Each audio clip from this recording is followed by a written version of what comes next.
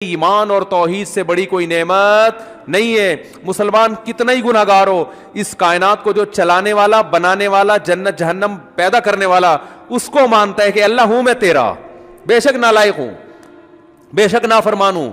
تبھی یاد رکھو اپنے ایمان پہ سمجھوتا نہ کرو. جو لوگ یورپ جاتے ہیں, امریکہ جاتے ہیں, میں ان سے خاص طور پہ کہتا ہوں یار تم اگر یاشی میں لگ بھی رہے ہو, خدا کے بندو اپنے آپ کو مسلم تو کہا کرو کم از کم. برائی کو برائی تو سمجھو, اللہ توبہ کی توفیق دے دے, میں غلط کر رہا ہوں یہ اعتراف تو کرو اللہ کے سامنے. جیسے ایک نالائق باپ, نالائق اولاد اپنے باپ کے سامنے اعتراف تو کرتی ہے یار ہم ابا کے حقوق ادا نہیں کر سکے. کتنے لوگ ہیں والدین جب دنیا سے جاتے ہیں اولاد رو رہی ہوتی ہے یار ابا کی ہم خدمت نہیں کر سکے, یار اب کوئی تلافی ہو سکتی ہے. تو نالائق اولاد تھی نا, لیکن ابا کو ابا تو مانا نا اس نے. تو یاد رکھو جو اللہ کو اللہ ہی نہیں مانتا, یہ اللہ کے ساتھ شریک کرتا ہے, اس کے سارے اعمال قرآن کہتے ہیں راکھ کے ڈھیر ہیں. جیسے پھونک لگاؤ سارے اعمال اڑ گئے, پورا پہاڑ اڑ جائے گا نا پھونک, دیکھنے میں بہت ہے. اللہ فرماتے ہیں ایسا ہی ہوگا. تو نبی صلی اللہ علیہ وسلم نے فرمایا سب سے جو رائی کے دانے کے برابر بھی توحید کا قائل تھا نا, اس کو بھی اللہ نکال لے گا. تو اس لیے جہنم میں صرف وہی رہے گا جو مشرک ہے, جو کفر پہ مرا, جو قرآن کا اللہ کے رسولوں کا انکار کرتا ہے. اس کے علاوہ جو بھی ایمان کی حالت میں جائے گا بالآخر ایک نہ ایک دن وہ نکلے گا. تو اس لیے میرے بھائی جو میں اصل حدیث سنا رہا تھا کہ جہاں بھی ایمان اور اسلام کی بات آئی ہے قرآن و سنت میں, وہاں نماز لازمی ساتھ میں چپکی ہوئی ہے. تو اس لیے آپ کو نماز تو پڑھنی ہی پڑھنی ہے, اس میں تو نو کا آپشن ہے ہی نہیں. یہ ثابت کرنے کے لیے ہم کیا ہیں, مسلم ہیں, مرد کو بھی عورت کو بھی. اور یہ صرف بر صغیر میں ہے, اتنی ملیشیا میں ہم نے دیکھا وہاں مسجدیں بھری ہوتی ہیں, سب نماز پڑھتے ہیں, خواتین بھی پڑھتی ہیں ساری, اسکارف لٹکے ہوئے ہوتے ہیں وہاں, بے شک وہ اس کا جاب کر رہی ہے ہوٹل میں, کچھ بھی کر رہی ہے, نماز کے ٹائم پہ عورت بھی آئے گی مسجد میں اسکارف پہنے گی, پھر وہیں اسکارف نکال کے بھی چلی جاتی ہیں. ٹھیک ہے نا, جیسے ہمارے ٹوپیاں رکھی ہوئی ہوتی ہیں نا ایسے. افغانستان میں سب نماز پڑھتے ہیں, سعودی عرب میں سب نماز پڑھتے ہیں, دبئی میں عرب کے کیسے کیسے عیاش ہیں, نماز کے ٹائم پہ سارے ایسے لگے گا جیسے ان سے بڑا نیک دنیا میں کوئی ہے ہی نہیں. بادشاہ نماز پڑھتے ہیں, وزیر نماز پڑھتے ہیں. ہمارے ہاں ایک بہت بڑی لعنت ہے کہ ہوگا مسلمان اور اپنے آپ کو مسلمان بھی کہتا ہے, نماز کے وقت میں غائب. تو اس لیے امام احمد ابن حنبل جو بہت بڑے مجتہد ہیں, ان کا یہ فتویٰ ہے کہ ایک نماز بھی جو جان بوجھ کر چھوڑ دے گا اسلام سے خارج ہو جائے گا.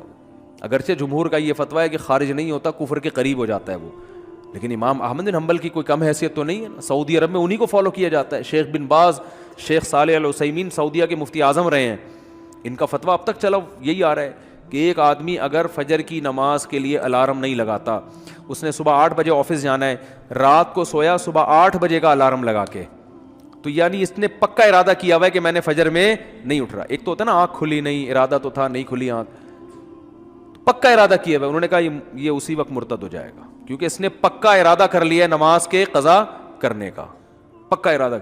وہ یہاں تک ان کا فتویٰ ہے کہ مرتد ہو جائے گا اس کو اگر توبہ نہیں کرتا اور توبہ کا اعلان نہیں کرتا باقاعدہ, تو اس کو مسلمانوں کے قبرستان میں دفن کرنا بھی جائز بولو نہیں ہے, اس کا نکاح بھی ٹوٹ گیا. اگرچہ جمہور اس کو نہیں مانتے, لیکن امام احمد بن حنبل کی بھی تو ایک بڑی ویلیو ہے نا, اور عبداللہ بن مسعود کی بھی کم ویلیو نہیں ہے. وہ فرماتے ہیں ہم نبی کے دور میں کسی بھی جرم کو یہ نہیں سمجھتے تھے کہ انسان کافر ہو جاتا ہے, نماز کو ہم یہ سمجھتے تھے کہ کوئی چھوڑ دے تو اسلام سے خارج ہو جاتا. اس لیے عرب میں شراب پینے والا بھی نماز پڑھتا ہے, کیونکہ مسلمان میں بہرحال کچھ بھی ہو اسلام کا نام اپنے آپ سے ہٹانا پسند نہیں کرتا. اور آج ہم نے دیکھا ہے مسجدوں کے 7 گھر ہیں, نماز کے لیے نہیں آ رہے, اور سفر میں تو نمازیوں کو دیکھا ہے نمازیں چھوڑتے ہوئے. ذرا آج کل پیپر ہے تو جی چھوڑ دو نماز. بھائی پیپر میں نماز چھوڑنا کہاں سے جائز ہو گیا؟ جاب میں باس کی طرف سے اجازت نہیں ہے, اجازت نہیں ہے آپ چھپ کے نماز پڑھیں, آپ کہیں کرسیوں کے پیچھے چھپ جائیں, کہیں بھی کریں. میں تو یہاں تک میں نے لوگوں کو مشورہ دیا, بعض جو غیر مسلم کنٹریز میں لوگ وہ کر رہے ہیں نا, جاب کر رہے ہیں باس کی طرف سے بعض جگہوں میں, ورنہ وہاں پرمیشن ہوتی ہے, اجازت نہیں ہے, تو میں ان سے کہتا ہوں بھائی کہیں بھی چھپ کے چلے جاؤ, کچھ بھی کرو, اگر نہیں پرمیشن ملتی چھپ کے بھی نہیں پڑھ سکتے تو جاب چھوڑ دو بس. جاب کیا کرو, چھوڑ دو. جاب نہیں, پھر جاب جائز نہیں آپ کے لیے. فرض نماز تو پڑھنی پڑے گی, آپ جاب ہی نہیں کر سکتے. آپ کہیں بھی جاؤ, کہتے کہاں جا کے, میں بھائی واش روم میں پڑھ لو, واش روم میں پڑھ لو. واش روم کا مطلب یہ نہیں کہ وہ فلش کے اوپر, وہ تو جگہ کا پاک ہونا ضروری ہے نا. انتہائی آخری درجہ یہ ہے کوئی مصلی رکھو اپنے ساتھ تاکہ جگہ پاک ہو. یہ ایسا نہیں کہ واش روم میں نماز پڑھنا شروع کر دیں, حرام ہے, ناجائز ہے واش روم میں نماز پڑھنا. لیکن اگر کوئی صورت نہیں بنتی, کچھ بھی نہیں ہے, جائے نماز لے جاؤ بھائی چھپ کے, جہاں نہاتے ہیں نا جس جگہ پہ, اس جگہ مصلی بچھا کے نماز پڑھ لو. ٹرینوں میں نماز نہیں چھوڑ سکتے آپ. میں تو کوئی زیادہ نیک آدمی نہیں ہوں, لیکن ایک دو واقعات میں لوگوں کو صرف موٹیویٹ کرنے کے لیے. ایک دفعہ ہم بھاولپور سے چڑھے ٹرین میں. جب میں ٹرین میں چڑھا ہوں بھاولپور سے تو فجر کی نماز کا ٹائم ہو رہا تھا, اور رش اتنا تھا. حاجیوں کی اس وقت فلائٹیں بہت جا رہی تھیں, کراچی سے ہی جاتی تھیں, ملتان نہیں ایئرپورٹ نہیں بنا تھا اس وقت. تو اتنا رش تھا کہ جیسے ہی ہم ٹرین میں چڑھے ہیں تو اب پتہ چل گیا کہ بس ایسے بالکل سیدھے, جگہ ہی نہیں, رش اتنا زیادہ. اب فجر کی نماز وضو میں نے پہلے کر لیا تھا احتیاطاً, تو اب وہاں میں نے کہا بھائی نماز پڑھنی ہے. لوگوں نے کہا یہاں جگہ نظر آ رہی ہے, صوفی صاحب. لوگ پھر تانے دینا شروع کر دیا, بھائی صوفی نظر نہیں آ رہا ہے, یہاں کوئی نماز پڑھے گا, پاگل ہو رہا ہے. اچھا سفر میں لوگوں نے کہا بھائی سفر میں معاف ہے, بعد میں توبہ کر لینا, قضا پڑھ لینا. یہ بڑے اچھے الفاظ ہوتے ہیں لوگوں کے نا, یعنی ان کی نظر میں کہ توبہ کر لینا. او بھائی توبہ تو کہاں سے؟ اگر ایسا ہی ہوتا تو اللہ کہتے ہیں نماز پڑھ لو, نہیں پڑھتے تو توبہ کر لینا. پڑھنی ہے, قضا نہیں کرنی ہے. ان الصلاۃ کانت علی المؤمنین کتابا موقوتا. اگر نماز چھوڑنے کی میرے بھائی کہیں گنجائش ہوتی تو میدان جنگ میں لڑتے ہوئے جب گولوں کی گھن گرج اور تلواروں کی چمک ہو اس میں اللہ اجازت دے دے گا قضا کر لو.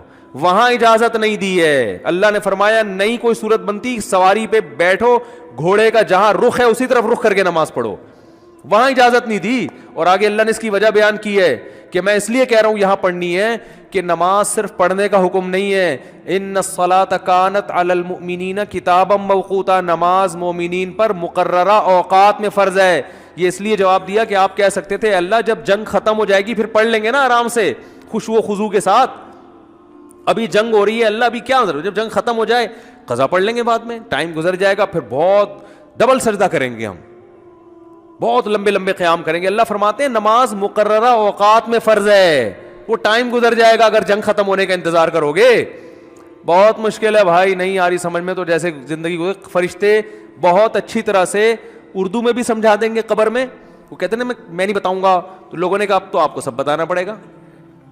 اور حقیقت ہے میں ان کا کسی کا مذاق نہیں اڑا رہا, سب کے ساتھ ہوگا. جو بھی کہتا ہے میں نہیں بتاؤں گا, تو جب دنیا سے جائے گا تو سب کچھ بتانا پڑے گا, اس کو سب بتانا پڑے گا بھائی. تو میدان جنگ میں اللہ کہہ رہا ہے کہ نماز مومنین پر مقررہ اوقات میں فرض ہے. تو میں ٹرین میں کھڑا ہوا تھا, میں نے کہا, انہوں نے کہا بھائی یہاں تو جگہ نہیں ہے. اچھا میری عمر بھی زیادہ نہیں تھی تو وہ ایسی تھوڑی عمر ہو تو لوگوں میں روب بھی ہوتا ہے نا. ہم نے کہا کوئی جگہ نہیں ہے. میں نے کہا تو پڑے گا بھائی, کیونکہ ہم تو کیسے چھوڑ دیں بھائی, اور سنتیں اب چلو مجبوری ہے چھوڑ دیتا ہوں, 2 فرض تو پڑھنے ہیں. لوگوں نے کہا جگہ نہیں ہے. میں نے کہا جگہ بن جائے گی, کیونکہ فرض جو نماز میں فرائض ادا کرنا بہت آسان ہے. تو میں نے کیا کیا, وہ جگہ چونکہ لوگوں کے چپل تھے تو اس میں خطرہ تھا کہ ناپاک ہوگی, تو ایک چادر تھی میرے پاس, وہ میں نے ایسے نیچے ڈال دی. بچھانے کی بھی جگہ نہیں تھی. نیت باندھ لی, اندازہ پہلے لگا لیا تھا قبلہ کس طرف ہے. نہیں تو آپ آج کل تو موبائل پر ایسی ایپس آ رہی ہیں, اس سے فوراً پتہ چل جاتا ہے قبلہ کس طرف ہے. اندازہ تھا مجھے, رخ کیا ہم نے. اب یوں کرنے میں تو کوئی نہیں رکاوٹ ڈالتا نا, یوں کرو, نیت باندھ لو بھائی. اگر ہاتھ اٹھانے کی بھی جگہ نہیں ہے تو ہاتھ نہ اٹھاؤ, یہ رفع الیدین تو کوئی واجب نہیں ہے. اللہ اکبر کہہ لو اور نیت باندھ لو. ہاتھ باندھنے کی جگہ نہیں, ہاتھ چھوڑ کے کھڑے ہو جاؤ بھائی. سورہ فاتحہ پڑھی, سورت ملائی. رکوع میں جب آپ رکوع کریں گے تو میں سوچتا تھا W11 کتنی بھی بھری ہوئی ہو, کنڈکٹر جب ایک دروازے سے چڑھ کے دوسرے دروازے پہ کرایہ لے کے نکل سکتا ہے تو ہم اتنے رش میں صرف ایک رکوع کی جگہ ہمیں کیوں نہیں بن سکتی. تو رکوع ہم نے کیا, جھکنا ہے نا رکوع میں, بس جھک جاؤ, بس لوگ خود بخود سائڈ پہ ہو جاتے ہیں بھائی. اس کے بعد آپ جب سجدہ کرو تو سجدہ نام ہے, ویسے تو پراپر سجدہ کرنا چاہیے. جگہ نہیں ہے تو بھائی ماتھا کسی طرح زمین پہ ٹکانا ہے, آپ ماتھا زمین پہ ٹکا دیا جا کے. تو 2 رکعت تمیز سے الحمدللہ پڑھ لی, کھڑا ہو گیا میں. پھر لوگوں نے کہا یار یہ, میں نے کہا ہو گئی, بس 2 فرض پڑھنے تھے, ہو گئے, ایسی کی تیسی, جو مرضی کرنا ہے, جو اکھاڑنا ہے اکھاڑ لو. صحیح ہے نا, کیونکہ تمہیں تو خود چاہیے جگہ دو نا. اور بعض دفعہ لوگوں کو شرم آ رہی ہوتی ہے, ہم سب کے سامنے نماز پڑھیں گے, لوگ بولیں گے تو بہت بڑا صوفی ہے. تو یاد رکھو شرم ان کمبختوں کو آنی چاہیے جو نہیں پڑھ رہے, ان کمبختوں کو آنی چاہیے. بھائی تم بھی تو ایمان کے دعوے دار ہو, اگر تم یہ کہتے ہو کہ ہم اسلام کو نہیں مانتے تو پھر پورا اسلام سے رشتہ ختم کرو. پھر آپ وصیت میں لکھو کہ مجھے عیسائیوں کے قبرستان میں دفن کرنا ہے, مجھے ہندوؤں کے میری چتا کو آگ لگائی جائے. ٹھیک ہے نا, یہ لکھ کے جاؤ. جو نماز نہیں پڑھتا لکھے کہ بھائی میں چونکہ نماز نہیں پڑھتا اور میں مانتا ہوں یہ ٹائم ویسٹنگ ہے اور یہ کیا مولویوں نے نماز رکھا ہوا ہے, تو لکھو کہ میری چتا کو. ایک ہندو ابھی مسلمان ہوا ہے, تو میں نے, وہ مجھے کہہ رہے تھے کہ میں لائیو سب کے سامنے کلمہ پڑھوں گا نا, تو میں نے کہا چلو ہمارے بیان میں آپ کو لائیو ہم لے لیں گے.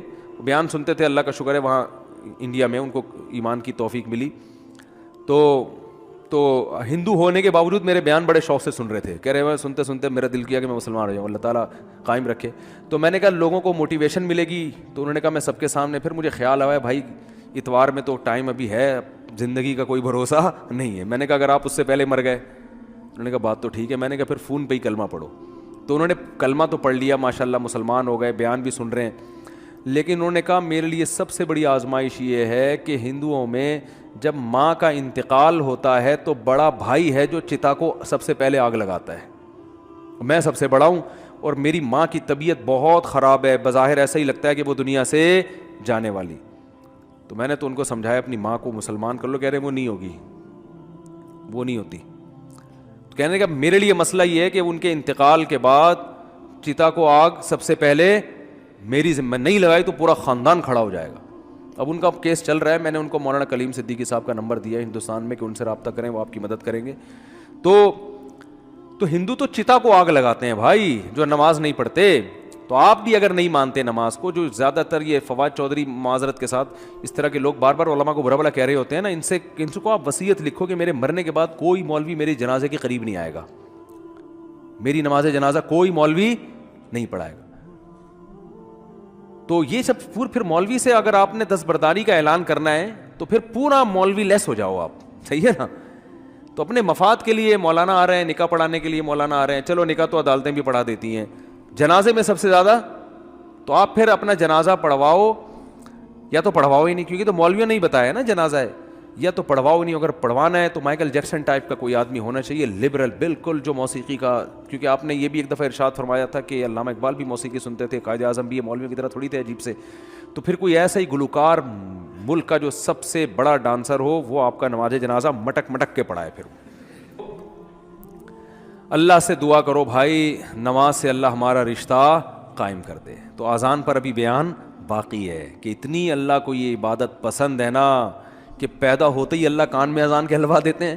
اس کے بعد جو ندائیں صبح فجر میں آواز گونجتی, اللہ اکبر حی علی الصلاۃ الصلاۃ خیر من النوم, پھر اللہ کہتے ہیں ظہر میں دوبارہ یاد دلاؤ. مؤذن کو کہتے ہیں جا بھائی اسپیکر پہ بٹن آن کر, بولتا رہے بس تو. لوگ کہیں گے کہ یار جب نماز کا ٹائم ظہر کا 1:05 ہے تو بتانے کی ضرورت کیا ہے. اللہ کہتے ہیں ان کی باتوں میں مت آنا. 1:05 ہے تو 1:45 پہ بتا دینا ان کو کہ 15 منٹ رہ گئے, 20 منٹ رہ گئے. فجر کا ٹائم روزانہ اناؤنس ہوتا ہے, آج 6:30 پہ, آج 6:45 پہ اناؤنسمنٹ ہوتی رہے گی. اللہ کہتے ہیں اتنی اناؤنسمنٹ کافی نہیں ہے, ہر دفعہ پوری اذان ہوگی. حی علی الفلاح, آؤ کامیابی کی طرف, آؤ نماز کی طرف. حج میں اعلان نہیں ہوگا, رمضان کا اعلان نہیں ہوگا, اعلان کرنے والوں کو برطرف کر دیا, ہلال کمیٹی سے نکال دیا. ٹھیک ہے نا. نماز کا ہر دفعہ اعلان ہوگا, اور اتنی اذانیں ہوتی ہیں نا پوری دنیا میں کہ 1 سیکنڈ کے لیے بھی دنیا اذان سے خالی نہیں ہوتی, دی جا رہی ہے اس وقت سے. تو یہ اس لیے کہ اللہ کی نظر میں اس کی اہمیت اور ویلیو بہت زیادہ. اللہ کہے گا ابھی اس مؤذن کو کہے صرف ان کو سناؤ, زبردستی کسی کو لے کے نہیں آؤ مسجد میں, ابھی زبردستی کا ٹائم نہیں ہے, ابھی حساب و کتاب کا ٹائم نہیں ہے. تم نے حی علی الصلاح حی علی الفلاح کہہ دیا, اللہ کی کبریائی بیان کر دی, ان کی مرضی آئے نہ آئے. تم گھر تک تھوڑی جاؤ گے بیل بجا کے, بھائی میں نے تمہیں حی علی الصلاح کا تمہیں سمجھ میں نہیں آیا کیا, انگلش میں بتاؤں میں تمہیں؟ نہ مؤذن کے لیے جانا کیا ہے, ناجائز. علماء نے لکھا ہے کہ جب اذان ہو جائے نا تو کسی اور طرح سے دعوت دینا جائز نہیں ہے, کیونکہ یہ اللہ کی دعوت کمپلیٹ دعوت ہے. اب آپ اخپل طریقے سے مائک بھونپو ہاتھ میں لے کے لوگوں بلانے, جیسے بعض جگہوں پہ ہم نے دیکھا مسجدوں میں اذان ہو جاتی ہے, پھر ایک اردو میں اذان شروع ہو جاتی ہے, حضرات اذان ہو گئی ہے, مسجد میں اتنے بجے ٹائم ہے, آپ کو بتایا آپ آ جائیں, مرنا ہے ایک دن اٹھنا ہے, وہ پورا پروگرام شروع ہو جاتا ہے نا. چلو زندگی میں کبھی ایک آدھ دفعہ ہو جائے تو ایک الگ بات ہے, لیکن مستقل بنیادوں پہ بھی بعض مسجدوں میں ہو رہا ہے. ہمارے چھوڑو رہنے دو.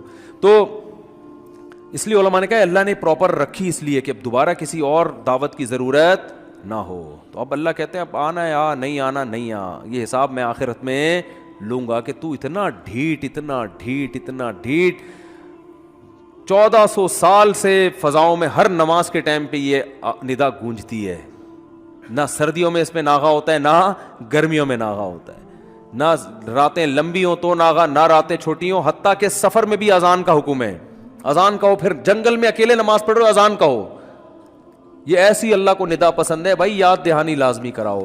تو اس لیے بھائی یہ بار بار دعوت, اذان کی اہمیت نہیں پتہ چلتی, اس سے نماز کی اہمیت پتہ چلتی ہے.